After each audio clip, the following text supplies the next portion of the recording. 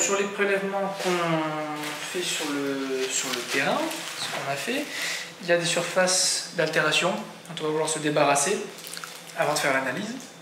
Donc pour ça, on va venir scier le caillou sur une scie diamantée pour retirer toute cette surface d'altération. Et une fois que le marbre est propre, une fois qu'on a retiré cette surface, on va le réduire en poudre en 2 étapes. D'abord un broyage grossier, donc un pilon en acier.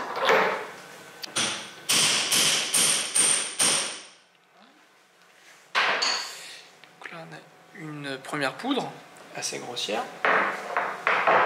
Et maintenant on va venir affiner cette poudre avec un mortier en agate.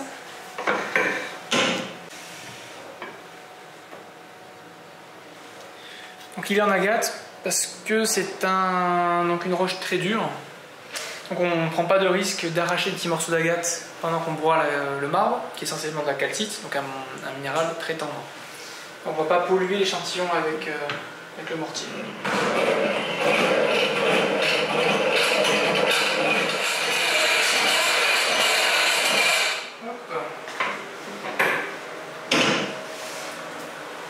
Et voilà la poudre.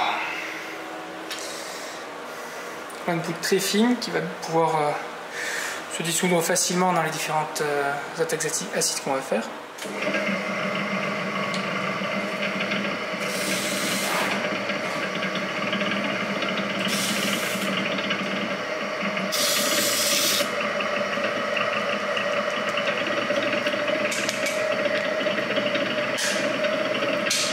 Le travail le plus long après quand on a plein de poudre à faire, ça va être de nettoyer entre chaque poudre le matériel pour pas contaminer d'une poudre à l'autre. C'est ça qui prend pas mal de temps. Ça c'est une poudre qu'on a fait pour un échantillon de carrière. On avait un gros volume disponible, donc on peut vous permettre de réduire en poudre l'ensemble. Comme ça, avec ça, on a de quoi faire plein d'analyses différentes dessus, des RX, ICP-MS, IRMS, etc. Pour le matériel archéologique, on a un volume plus faible de poudre. Ça c'est le prélèvement total par exemple, et sur celui-ci on doit ensuite aller retirer la surface d'altération. Souvent ce qu'on fait, c'est qu'on utilise les fraises un peu de dentiste pour récupérer la poudre.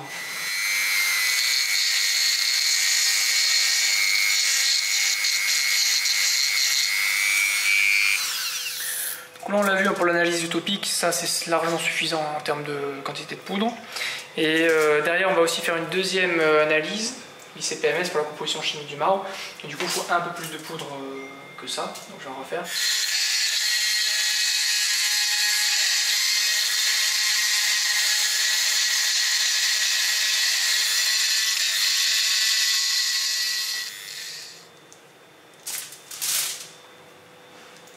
Je mets un peu de côté. Donc là on a de quoi faire les deux analyses ICP-MS et IRMS dessus.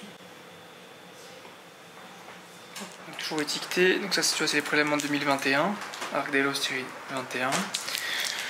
Différents volumes parce qu'on fait toute une série d'analyses. Là on a vu 45 microgrammes, c'est pour l'analyse utopique. Pour la DRX il faut jusqu'à 1 gramme, il faut de poudre. Donc il y a du matériel archéologique, du matériel de carrière aussi.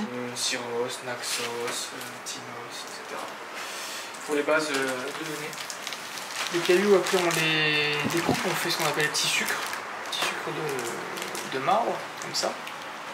Et ensuite on va venir l'affiner énormément pour ensuite le coller sur une lame de verre et le regarder au microscope. Donc voilà, le caillou devient transparent. Donc voilà, on a une lame mince de marbre.